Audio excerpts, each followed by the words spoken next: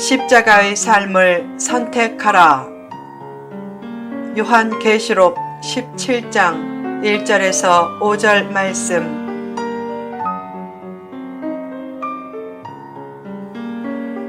음녀의 정체.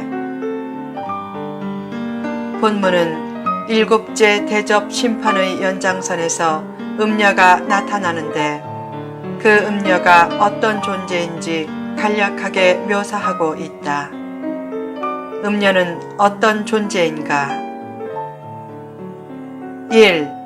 음녀는 외적으로 화려하다. 본문 1절에서 많은 물 위에 앉은 큰 음녀는 무엇을 암시하는가? 많은 물은 많은 백성과 무리와 열국과 방언들을 뜻한다. 즉, 이 음녀는 여러 나라의 여러 언어를 말하는 수많은 사람들을 거느리는 존재란 뜻이다. 음녀의 가장 큰 특징은 사람들의 눈을 사로잡는 현란한 외모다. 결국 마지막 때에 미혹에 빠지지 않고 자기를 잘 지키려면 외적인 화려함에 쉽게 마음을 빼앗기지 말아야 한다. 예수님은 하나님의 나라는 너희 안에 있다고 했다. 천국은 죽어서만 가는 곳이 아니고 천국 삶이란 죽어서만 이루어지는 삶이 아니다. 믿음 생활은 영원한 천국과 함께 마음의 천국을 지향해야 한다. 천국의 행복은 돈이나 지위나 권세에 달려있지 않다. 스스로를 불행하고 불쌍하게 여기는 부자도 의외로 많다. 참된 행복은 마음의 천국을 이룰 때 주어진다. 그러므로 마음 관리를 잘하고 더욱 내면을 보는 영적인 시각을 기르라. 2. 음녀는 음행이 가득하다. 본문 2절을 보라. 땅의 임금들도 그와 더불어 음행하였고 땅에 사는 자들도 그 음행의 포도주에 취하였다 하고, 이 말씀은 땅의 임금들이 음녀를 중심으로 국가적으로 하나님을 배반하는 모습을 나타낸다. 매력적인 모습을 하고 권세까지 있으니까 사람들은 음녀의 거짓 교훈에 흠뻑 취할 수 있다. 그 교훈의 핵심 주제는 인류 평화 혹은 세계 평화일 가능성이 크고, 핵심 구호는 모든 인류가 하나 되자일 가능성이 크다. 음녀가 처음에는 매력적인 구호를 가지고 등장하지만 점차 정체를 드러내고 복음을 대적하는 사상을 펴서 하나님을 대적한다. 20세기에는 그 사상을 공산주의로 보았지만 공산주의보다 더 사악하고 교묘한 사상이 복음처럼 위장해서 사람들을 미혹할 것이다. 마지막 때는 진짜와 가짜를 구별할 수 있는 분별의 능력과 어떤 상황도 이겨낼 수 있는 문제 극복 능력이 특별히 필요하다. 그 두 가지 능력은 말씀을 통한 꾸준한 자기 성찰 및 실천 훈련에서 온다. 3. 음녀는 큰 권세를 얻는다. 본문 3절을 보면 음녀가 붉은빛 짐승을 탔는데 그 짐승의 몸에는 하나님을 모독하는 이름들이 가득하고 7머리와 10뿔이 있었다.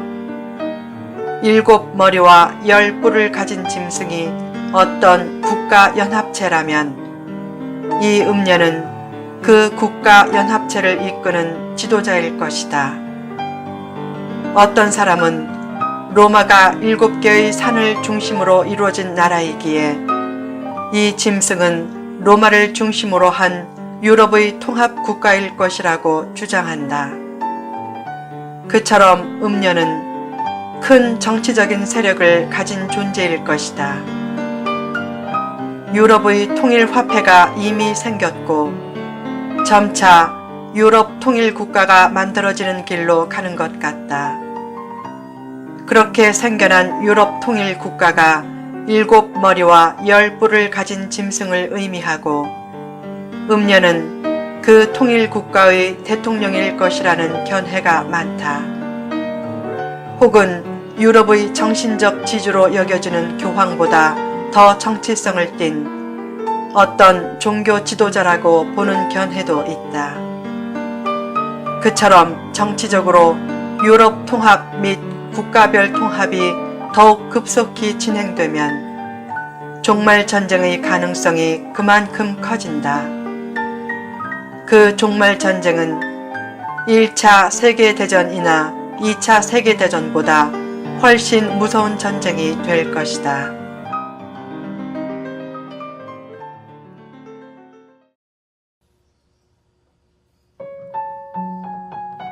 4.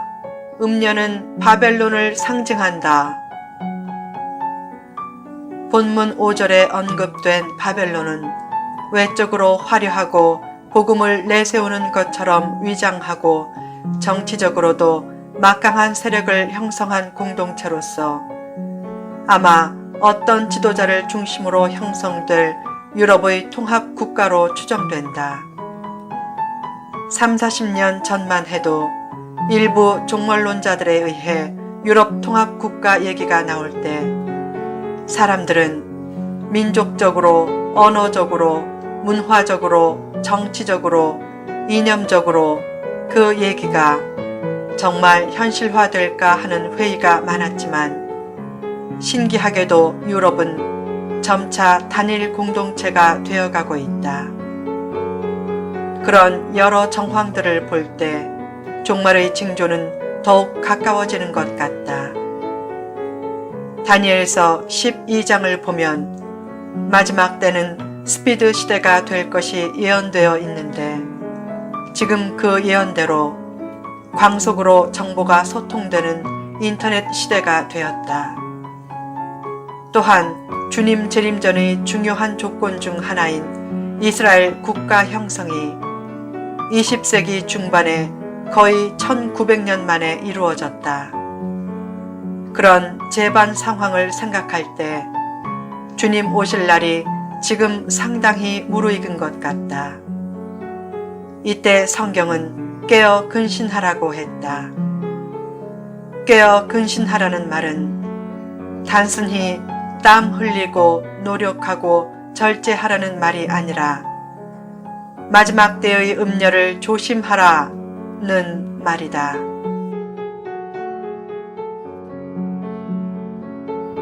십자가의 삶을 선택하라.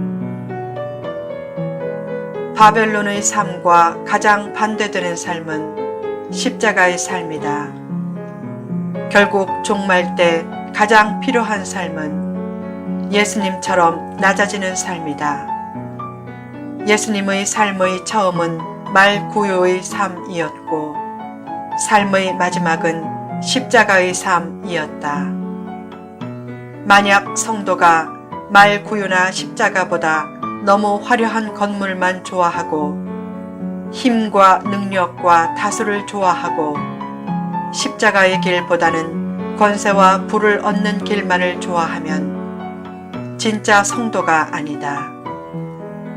예수님의 삶은 화려하지 않아도 깊은 감동과 울림이 전해진다.